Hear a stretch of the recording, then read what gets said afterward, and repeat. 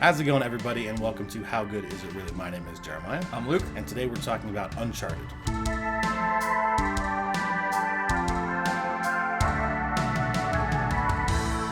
Okay, when did this movie come out? I believe it was last year. It was 2021. It's a Sony original, and it is based on the video games. I say based on because it is loosely following the plot of the games. Have you played the games? No. Okay, I have several times. I know you have. I know you were very and fond I have of the thoughts. games. I have many thoughts. Yeah. It is a good movie. As far as video game adaptations go, it's always a crapshoot. I have yet to see a video game adaptation in a film where they got it right. Most of the time, got it right. Where they capture the plot in a believable and watchable, non-cringy way. Like, what first comes to my mind is the many, many, many Mortal Kombat movies that should never have been made, including the very most recent one. I understand that. I agree to an extent, but not entirely. Video game movies suck. Because, like, for me... And they have a history of sucking. This goes back to a conversation we had a few months ago about source material, but for me, the plot of it doesn't matter. That's fine. If you're going to adapt a game, though, you have to at least like, it make is kind of watchable. odd. Well, right. I agree. There's one good, that I will say is actually a good video game adaptation. Shoot. Go for it. Tomb Raider. The most recent one with Alicia Vikander. I forgot about that one.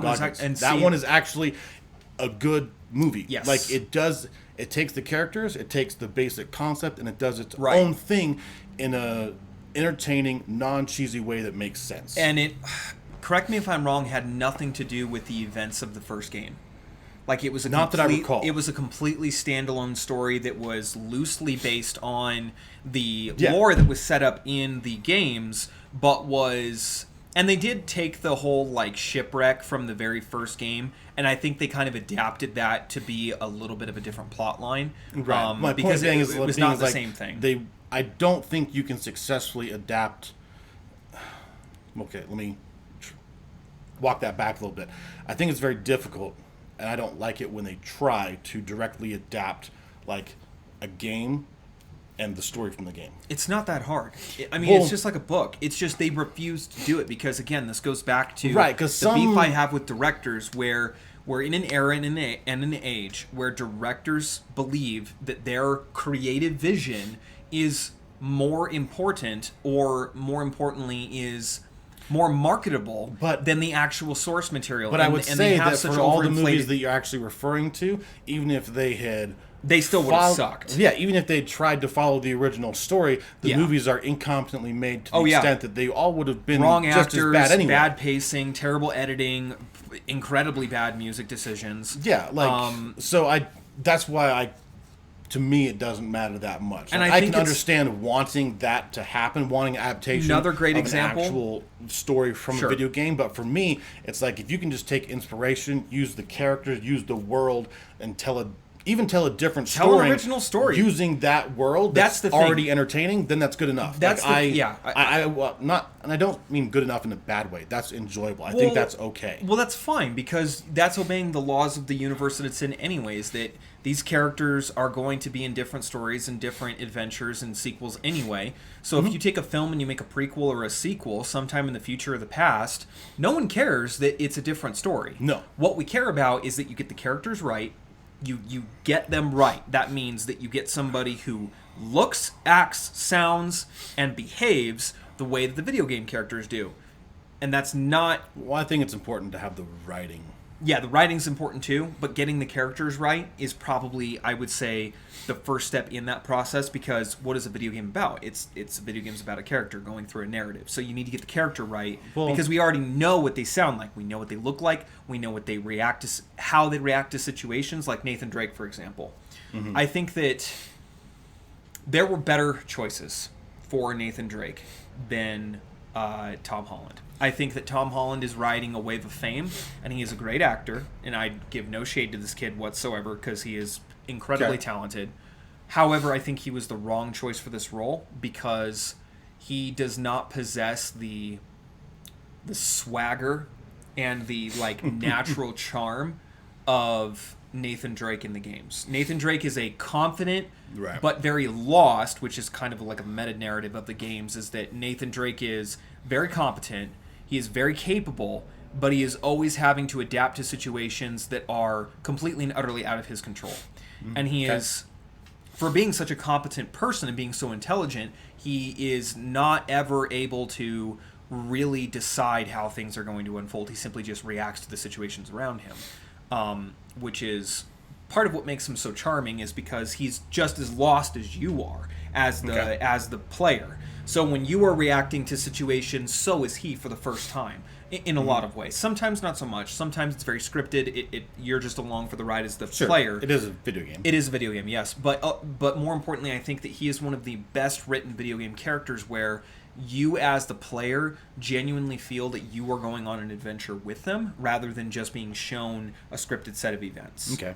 And I don't think Tom Holland possesses that ability because he perpetually looks confused and surprised by most of everything that happens in that film. He is constantly at the mercy of both Sully, which I don't think that Mark... Well, let's just go ahead and go into talking about the film instead of all the external stuff. Well, that is part of it, though. I know, like, the that's actors, what I'm saying. It's okay, like, we'll fine. just get into it. Sure. We'll start there with like the casting and what you think about each member of the cast. Cool, from let's the go game, for it. because I didn't play the games, so I don't have any frame of reference. I'll give my thoughts on that as they compare, because obviously there's no way to not compare them, but I'll do it afterwards. So we can just go through the film first. I liked. Well, we're not going to go through the whole film like beat for beat, but I liked Tom Holland in the movie.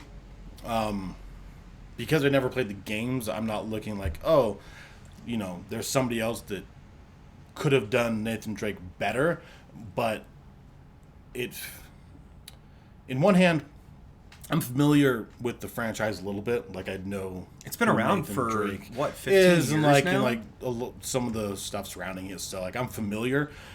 It's a very popular Sony franchise. I mean, we're Yeah. talking 6 games, 3 mainline titles, and Right. 3 spin-offs. So my first thought was that Tom 2 Holland spin-offs, maybe. I can't remember. maybe is a little too young, Yeah. but then Nobody wanted to see a 20-year-old Nathan Drake. We wanted to see Right, a Nathan but Drake that then was in his prime. That's what we wanted to see. But then I watched the movie, and it's very much is the origin story, if you will. I hope that the character. I hope So they it's move like- it forward, and it's a little bit more. Maybe they replace him with. So it's like he's supposed to be 25 right. So I get that. in the film. So I think it was- okay. I it think it was- makes sense. It tracks. I don't mind it. It was a bad choice because only because in the games themselves, probably the slowest, most boring parts of it were the flashbacks where you were playing as either Nathan or playing in tandem with Sam, as usually some sort of like a prologue to the main events of the story. Okay. Specifically in Uncharted 3 and 4 had the majority of those when they first introduced Sam, the character. And they were the dry parts. They were just boring and they were uninteresting. They just were. 4 specifically, I think, had his brother Sam. I don't think Sam was in the series until 4. But basically, those were the most boring parts about it. No one cared because we were here to play as Nathan Drake, a adventurer, pirate, Right. Indiana Jones in Yeah. the 21st century. That's what you're playing as. And right? the movie as a whole feels a whole lot like Indiana Jones meets National Treasure. I was just about. It with feels like discount worse acting, National Treasure. worse set pieces, and worse CGI. It would have been better if Nicolas Cage was in it as a cameo, walking in the background, narrating history. Like, to I people. enjoyed this film. As like, I didn't mind every film I can enjoy to an extent. There's only one film that I regret having watched. So like, there can be things that you can take away from Right. out of a film, no matter how bad or kind of cheesy. Well, let's get to the this let's is get to the not casting. a good movie. This is not a bad movie. It is not a bad movie. It is watchable. It is But enjoyable. this is not a good movie. No. Mark Wahlberg was my favorite character in this movie. He definitely has the most natural affinity for the character he's supposed to be playing, Sully. But let me give you some background on Sully. Sully is like 50 plus years old. He is full gray with a handlebar mustache. Well, not a full handlebar, but similar to what I have. Okay. Perpetually smoking cigars in Okay. Hawaiian shirts Okay. with a 357 Magnum and is constantly flying seaplanes. Okay, he's like Maui Jim in the flesh. Okay. Mark Wahlberg does not personify that at all. He personifies a very different take on the character Sully, but it is not the Sully from Which I the like. 15 years of video games. I like the Sully that he's playing, though. It could have been better. Yeah, it definitely could have been better. I think that there were better choices for the actor. Well, Or for the- depending for on the what they were character. going for. Like, better choices to do what you were saying he is in the video games, yes, but to do what they were trying to do. And I think they sucked at what they were trying to do because this is... They didn't do it wonderfully. No, I'm not trying to here's the say problem. it was great. Mark Wahlberg was my favorite part of the film. I agree with that, actually. I think he is genuinely the best part. He because has the best he has the one-liners. most through line as a character. Like, I know exactly who you are, Yep. what you're doing, what you want, and I'm just Motivations are believable. Actions are Yeah. 100% plausible. Everything about the character makes sense. well, as plausible as they can be in a movie that doesn't really try to make a whole lot of sense. Right, but it is the most natural But- feeling of the Yes, cast. I agreed.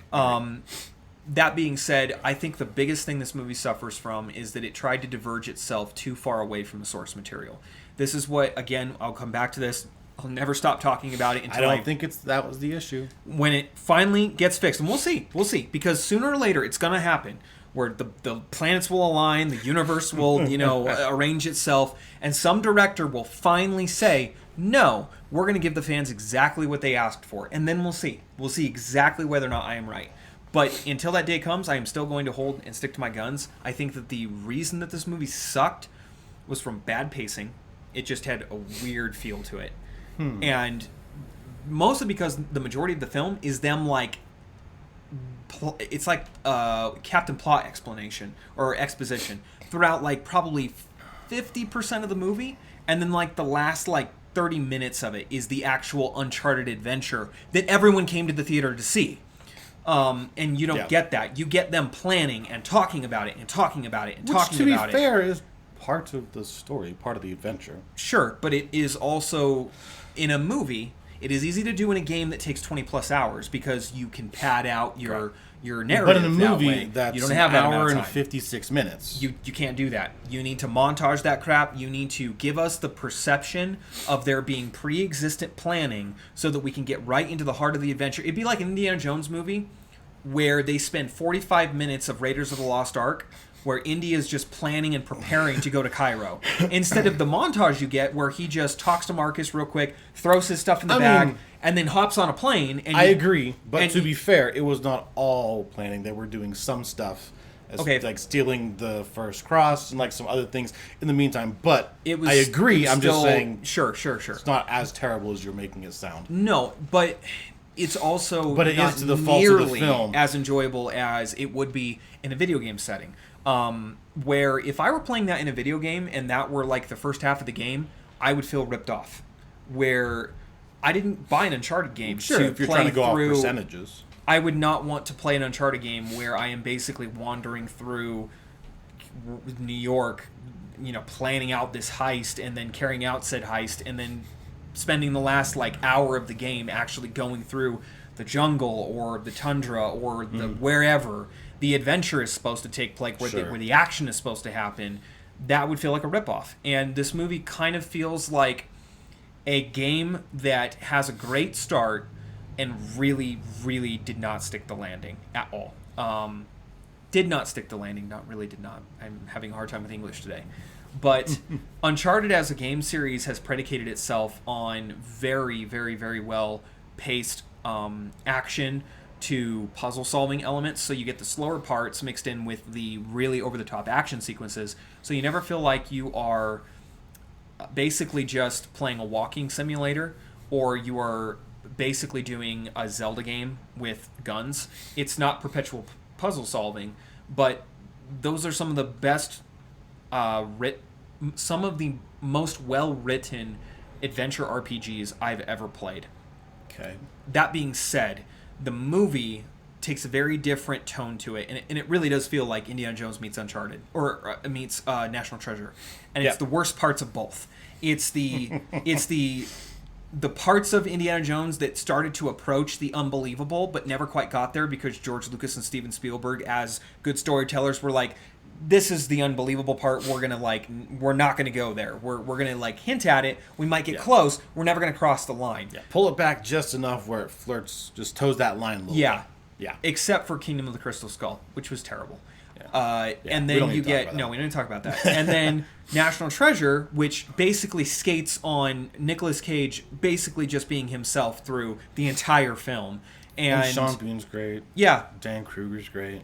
But basically that movie is just whatever Nicolas the dude's Cage name that plays Riley is great. Right, those two guys. It's basically just Nick Cage just constantly smirking and giving Nick Cage one-liners to people while he basically just swaggers his way from place to place, outwitting everybody along the way. It feels very much like a modern... that line of being just unbelievable enough, but not too much where it takes you out of it. Yes, exactly. This movie does not do that. It is slow when it needs to be fast, and it is way too fast when it needs to be slow.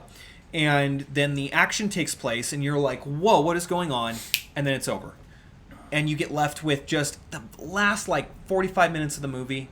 Not even that. I'd say 30 minutes of the movie is where the real Uncharted magic happens, where Mark Wahlberg really nails it as Sully. I agree. He does a good job. I think that they should have aged him up a little bit. I think they should have given him a mustache, made him a little bit gray, or given him some silver wings a little bit. Maybe made him look like he was going to get a little bit older. Give him the Hawaiian shirts. Mark Wahlberg is 50. He doesn't look 50. That guy's doing good if he's 50 years old. I'll look that up just to make sure, but I'm pretty sure, no, Mark Wahlberg actually is, around the age. It's just old people in video games, they always make them look really old. Your 50-year-old is going to look 70 but have the strength of a 30-year-old in video games. Just how... But Sully never does anything crazy. He's just the pilot with the gun. That's his job, is basically to give... He basically gives advice, he provides overwatch, and he allows for the quick escape via the seaplanes. And he's Nate's most trusted companion in their escapades. That being said, Mark Wahlberg he doesn't have the aesthetic at all. That's my biggest complaint about him as the character. He doesn't even look like the character. And that doesn't bother me at all. Yeah, we're never going to agree on this, but it's we're not, because the movie isn't bad because he doesn't wear a Hawaiian shirt and smoke a cigar. I get that, but it's more important to me that if you are going to literally make a one-for-one, we are going to make Uncharted, not an Uncharted-inspired movie, because that would be believable. Like we said in our previous video about intention versus interpretation, if you are going this to... isn't Uncharted-inspired. No, it is Uncharted. Well, it is just Uncharted. But they're clearly not telling the story from the game. But that is what they led us to believe, is that they were not going to tell a story from the game, but that they were going to tell a story based on the video game, the foundation of the games. And what we got was something that was inspired by, took inspiration from, but really didn't feel like Uncharted. It didn't. It just didn't. Sorry. It felt like National Treasure, discount National Treasure is what it felt like. And I don't blame the actors, except for two people, for being the kind of the dead weight that holds the film down. I think it really suffers from a really gutless story. It is a boring story. As far as Uncharted is concerned, some of the absolute best storytelling I have ever seen in a video game. I mean, in Uncharted 2, if you haven't played it, you seriously need to just go buy it on the PlayStation Store and play this game. It is so good. But just to give you a snippet of kind of what you're comparing it to, what they had and what they didn't. They couldn't even just figure out how to get this right. In Uncharted 2, you basically have the voyages of Marco Polo, and Nathan Drake basically discovers that Marco Polo did actually discover Shangri-La, or I believe they call it something else. But anyway, you find out that Marco Polo found Shangri-La in Tibet, and you are going to go look for Shambhala, is what they call it, Shambhala. Okay. I think it depends on the language. One is, I can't remember. I just know it's the two names for the same thing. But basically, you go looking for Shambhala. I don't want to ruin the plot line, but it's got Nazis in it. It has Yetis in it. It has super awesome Sherpa warriors in it. And it has amazing gunplay, a super good reveal at the very end of the game, and the whole thing is just one giant 5 out of 5 fun to play game. As compared to this, which is basically them looking for keys, finding a giant salt jar, getting trapped underwater, then riding a plane, falling out of said plane, because apparently that was really cool in Uncharted 3. So we're going to make an entire 10-minute montage of plane combat, because somebody really enjoyed that James Bond movie with Roger Moore, where he's fighting people stretched out the end of a plane. It was really stupid then. It's stupid now. You know, it's really cheap to shoot people on wires on a green screen.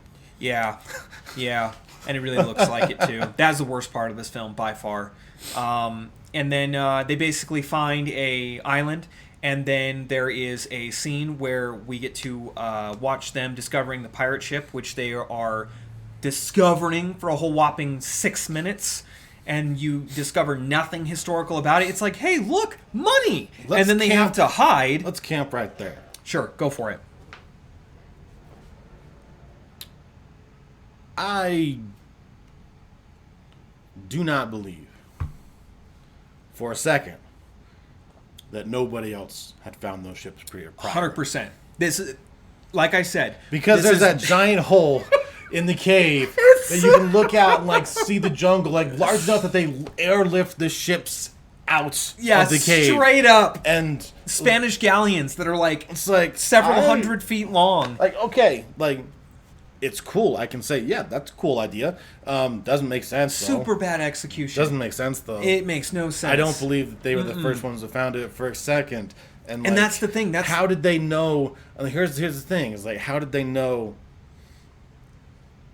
There was unjustifiable reason for some of the action set pieces that got set up. I agree. Where it's The Gray Man did this a lot, where The Gray Man is a movie that's just based around 5 different action sequences throughout the movie. Yeah. That's the whole movie. Story be damned. It's just 5 cool action sequences stitched together. With very loose lore in between it to kind of just lead you to the next action the story sequence. makes sense enough. It's not it doesn't make sense. It's But just they're based around action. Yes. So the third act of this film was based around, okay, how can we have people fight on ships that are flying through the air? Was their action set piece they wanted to go for. And the way they got there just did not make much sense at all. And how did they know that they needed the helicopters to lift the galleons? Because they did not know that they were actually going to find ships. They were looking for stored gold, which presumably, because Magellan was sailing and died, that would have been stashed somewhere, because they then sailed away back to Spain on the ship.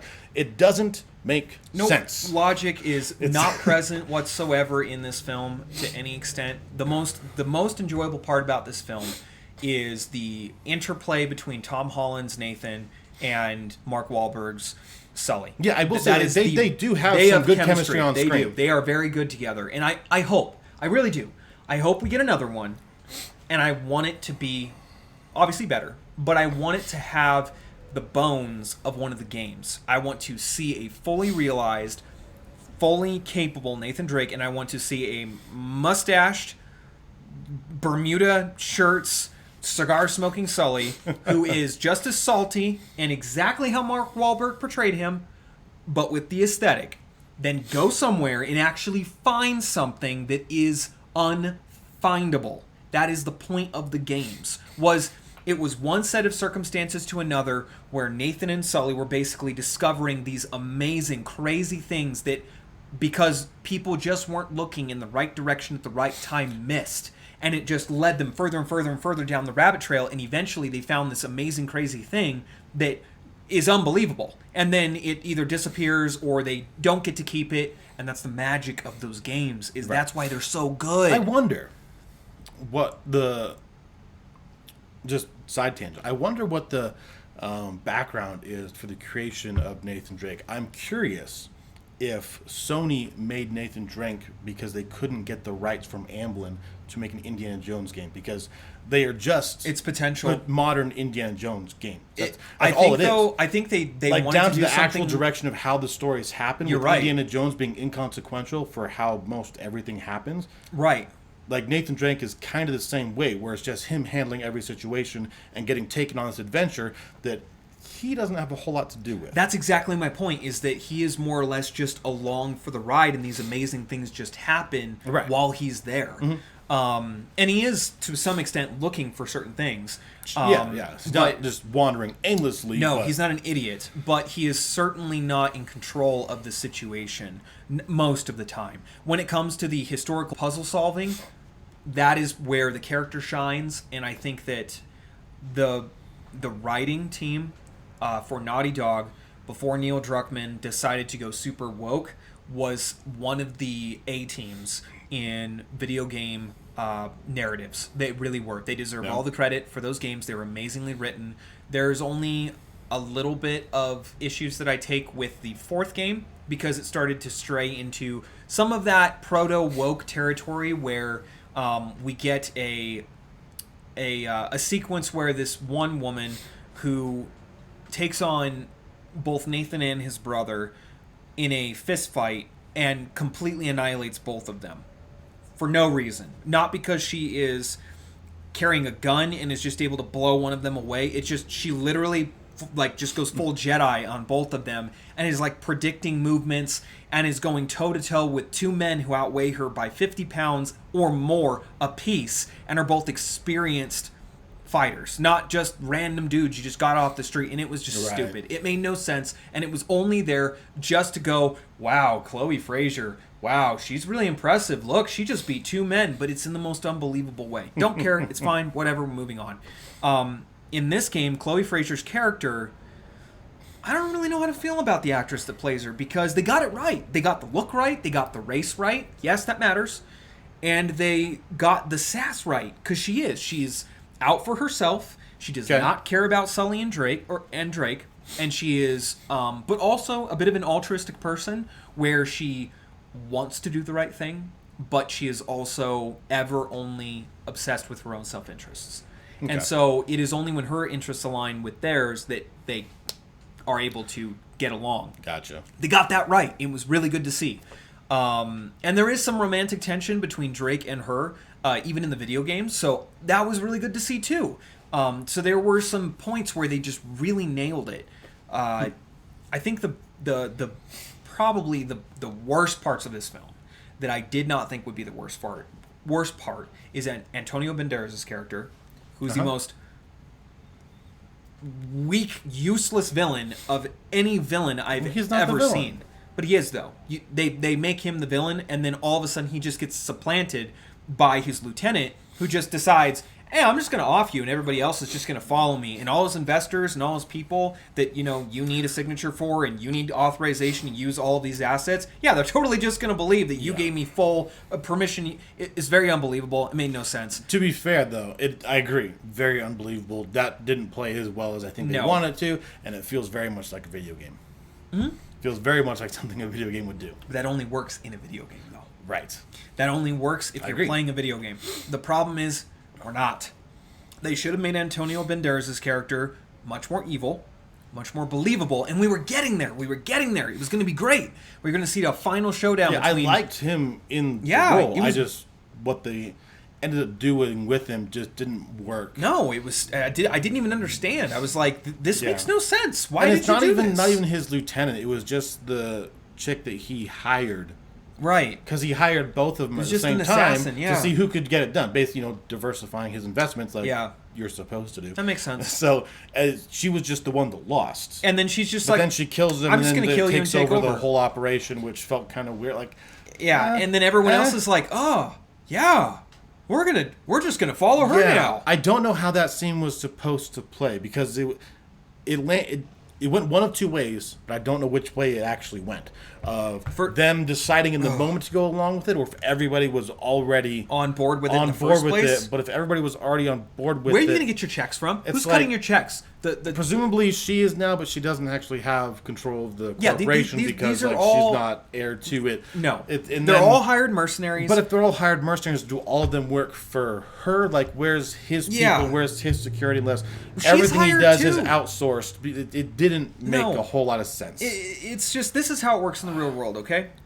People work for somebody else. You have loyalty to the guy paying your check. Okay, if the guy gets killed that was paying your check, you don't all of a sudden just go, oh yeah, now I'm going to follow the guy that just killed him, because this guy's clearly going to hire me. No. You know what happens when that happens? It's called a hostile takeover. Everybody gets fired from the old company. New staff gets brought in because you can't trust the people that were there before. That's how it works in the real world. This only works in the video game where the lieutenant just goes, I'm going to kill you and because to be fair, I'm more like, evil it doesn't than you. actually work in video games either. It's just that's the more common place that you're going to find these types of things. It's overlookable, if that's a word that I can use, because Sure. the majority of what you are doing in a video game is playing said game. Like, Right. you can ignore You a can badly ignore written... 5 to 10 minutes of badly written story for a 40-hour game. Like, Yes, you can ignore that. yes. But in a 2-hour movie, Right. It's not what... It's bad. yeah. And I'll just harp on it again. The plane sequence should have been... The person who suggested that should have been slapped and sent out of the room. Because it's overdone. It's overplayed. It's been done in Mission Impossible. It's been done in James Bond. And it has been done in Uncharted. Okay. It has been countlessly rehashed from the original... it was James Bond. It was Roger Moore... No, it was Timothy Dalton, actually. It was not Roger Moore. And I believe it was in Her Majesty's Secret Service. Don't know. Can't remember. But anyway, the exact same thing happens, okay? And it was dumb in that movie, but it was better done because they at least had a fan blowing to replicate, the wind of a friggin', AC-130 or whatever that plane was, cruising at however high it was, and no wind. You can just hear each other speaking at natural volumes. Like, there was no concept of how any kind of physics work when you were flying at that altitude, at those speeds. It was completely absent. And it was stupid. I mean, there was at one point where they're literally falling on I think it was a Maserati was what that car was. Was it a Maserati or... No, it was a Mercedes. It was an old Mercedes. I don't know. I just assumed it was a Ferrari. Okay, whatever. It was a fancy But sports it probably car. was. Classic old car. I don't know. Gets shooted out of the plane because we need to have this over-the-top thing happen where Chloe and Drake are basically falling to their deaths on the hood of this car, having a normal conversation, arguing back and forth about how bad of a plan it was. Really, really bad decision-making on the director's part. That wouldn't have worked even if it was a video game, because everyone playing it would have been like, No, you could have done it in a video game. I think you probably could. They did it in Uncharted 3. You'd be able to get away with it. They did it in Uncharted 3, and they didn't even try to do it that bad. At least in Uncharted 3, Nathan never hopscotched his way down falling objects to land on a box with a parachute and then fall into the middle of the friggin' ocean without any inertia being transferred whatsoever to their fragile little human bodies. Right. It's just... Ah! But anyway, video game movies, they're never good.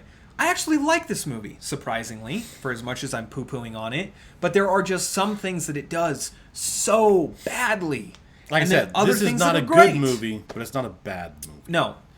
I think that Uncharted was a test for how well the IP would do in a cinematic enterprise. And I think that it made money. It didn't lose money. At least I think I'm right about that. Maybe you can fact check me on that. Look and see. But I'm pretty sure this movie made money. I don't remember it saying that it bombed or anything. There have been some real duds made. Looking at you, Mortal Kombat. Please stop making Mortal Kombat movies. Just stop. If you're going to do it again, get Jackie Chan and Jet Li. Do it right. Be done. That's it. Just be done. Anyway, I think that they tried really hard to make this movie work because they were looking to see... So, whether or not they lost money... I don't know for certain because their budget was $120 million for the film, and they grossed just over $400 at the box office. It's pretty good. Well, not really. Well, you made back the money of your investment. Like that's at least a wash. They did not lose money. Right. That's what I'm saying is that if nothing else, it proved that people would and will watch a Sony production Uncharted movie. And I think if you're going to do it again. Not that anybody will ever see this video, and I'm sure that there are other people who have had the same opinion. Get somebody else to play Nathan Drake. Just because Tom Holland does not have the right... He does not have the swagger or the charisma to play this character. He just doesn't. Who did was the guy from Serenity and Firefly. And but he's too old now. No, he's not. Nathan Fillion? Yeah. No, he's like 50-something. Like, he could play Nathan Drake, and he has actually in fan-made films. Yeah. And it is perfect. It's literally perfect. It is actually perfect. He even sounds like the original voice actor, Troy Baker. Mm-hmm. He sounds like him, which that was cool that Troy Baker was actually in the film on the beach. That was cool. You know what would be really cool is if you got Troy Baker to actually play the character that he voiced for like 10 years. That would have been better than what we got. No shade against Tom Holland. I think that he should just do other things. I don't think that this was his shtick. I think that he was doing a young Nathan Drake, and I think that he had really good chemistry with Mark Wahlberg. They really played well off each other. I think that... Yeah, I think... Maybe if he's given some more time to adapt to the role... to maybe that point did a good job doing what they were supposed to be doing. Right. Maybe it's just not his what fault. they were supposed to be doing wasn't Maybe that I'm being good. maybe I'm being too harsh. Maybe it's the writing that was the problem. Yeah, 100%. It was just like him. the overall writing of the film when it comes to the dialogue and the actual story. Like, that's where this movie suffers the most. Because each actor, I think, plays their characters well. Maybe not fantastically, but well. Like, very, very well. Yeah. I still would Serviceable to good. But the overall writing for the story and everything is like where Story it lacks sucked. a little bit. Because Given that they were wanting to skew younger, like I can't fault Tom Holland for doing that. Like, right. He's just the dude playing him. Like, he's doing exactly what he's supposed to be doing, and he's doing it very competently. He did get some of the cheesy one-liners and jokes down. He really had that very surface level kind of jokester vibe. Right. But his transition to serious, it didn't sell. It really didn't. And it's not that I saw his other roles coming through. I never once thought I'm just watching Peter Parker pretend to be somebody else. It really did look and feel like... I did a little bit, just because the voice is exactly the same. Yeah, the voice is exactly the same. Like, and some people might argue that he's not like he's doing a slightly different one for Peter Parker. But there is an interesting point to make about this, because at the same time that he was filming Uncharted, he was working and doing Spider-Man No Way Home. Sure. And again, this is slight fault to him because he's the actor. But I think it might not have been his fault, though, because I think if he was doing both roles, like, almost back to back, and I remember reading this specifically when the movie was in production, that the director for Spider-Man had to point out to Tom Holland, you're walking like a grown man. You need to act like a teenager. And because he was coming across more like the character he was trying to portray in Uncharted than he was Peter Parker. Sure, okay. And I think maybe there was a little bit of issue of just a conflict of interest there. Maybe I'm totally wrong. I could be 100% off on this. Probably am. I'm off about most things. Well, I mean, if there's, reports from, like, on set of things like that happening with, again, this is... He was swaggering. It was in the words of the director. He was, like, coming across like a 30-year-old man rather than a 19-year-old kid. And that would be in some slight fault to Tom Holland as an actor. Yes. I think he's just coming into his career. But I think he's also 25, 26. He did say that he wanted to take a back seat and start a family and, like, kind of derail his acting. He just kind of wanted to get away from that, which, man, that's like Dave Chappelle level right there, because Tom Holland's kind of at a point where, I mean, he's on, like, the list of lists. Like, he could basically just tell his agent what he wants and probably get it. So, yeah, I mean, I never hear anything negative about the guy. I love his performances. He does a really good job in all the movies I've seen him in. I think that Uncharted suffers from lousy writing. I think it is not a fault of the actors. No. It is a fault of the writing room, which, again, I think falls squarely on the shoulders of the director. I've said it time again, and I don't know. I don't remember who who directed this movie. I can't remember either. But because sometimes it's not. I will never stop saying this until I am proven just emphatically and empirically wrong. And some people say that there are already numerous examples of this. I would be able to blow those arguments completely out of the water, because there has never been an instance other than Lord of the Rings where somebody took pre-existent source material and faithfully adapted it in the most excruciatingly and most accurate way possible to accurately represent or to portray the source material in the most authentic and believable manner possible. The only person that I can say has pulled that off in my opinion, is Peter Jackson in the original Lord of the Rings movies. Okay. They're the pinnacle of one for one, as perfect as you could possibly get it in a 2.5 hour long movie that is just could not possibly contain the essence of the source material, but yet most people will still swear by. Are any of the versions 2.5 hours? That seems incredibly short. I think they are. I think the first one's 2 hours. I believe the second one runs. Yeah. No. I know the extended versions are like 4 hours each. They're insane. That's what I'm used to. Okay, because we watched those when we were at Sean's house in Wyoming, and they were a slog, but they were so worth it. I'm trying to think back to the first time I saw the original trilogy, and I was like, man, are they really only 2.5 hours? Right. Like, no, they're all like 3 hours. But again, this just goes to enunciate my point even further. I truly believe, and I will keep on saying this until I see it happen, that I am proven wrong, which I do not believe I will be. What's your point? That the directors need to set their egos aside and simply just recreate exactly what they've been hired to do, rather than pretend that they are these avant-garde masters of the art that they pretend they are. They're basically glorified inventory management systems. Well, like your job is basically to just tell people to do the thing that they already know to do. You also have to understand who has the power on different sets. Like I said, I don't know who the director was for this film, so for all I know, he's a hired gun, which means he was a hired person that was hired because he can competently make a film to make this film. And producers and there was and a movie group companies, of maybe 4 people that wrote this movie, and 2 people probably got the final credit for it. It then went on and was given to a director to actually make, but it's the producers for Sony that are actually making all of the shots. These are all the things you have to do. Right. And the director has very little stake in the movie because he's just doing his job. I doubt it with this one. I seem to remember him having creative control over what happened. Maybe. I'm just saying each film is going to have a very different lately feeling with who has the most power, whether it's the people that Tarantino, for example, writes, produces, and directs. He makes his own films from the ground up. Everything is exactly the way he wants it. Someone like... What about Darkness After Dark with George Clooney? Was that a Robert Rodriguez film? After Darkness, or... You mean From Dusk Till Dawn? Yeah, thank you. Yeah, I couldn't remember what it was called. Is that another Tarantino film? No, I think Tarantino may have helped to write it, and he was in it, but that's Robert Rodriguez. Okay. I believe so. Wasn't sure about that one.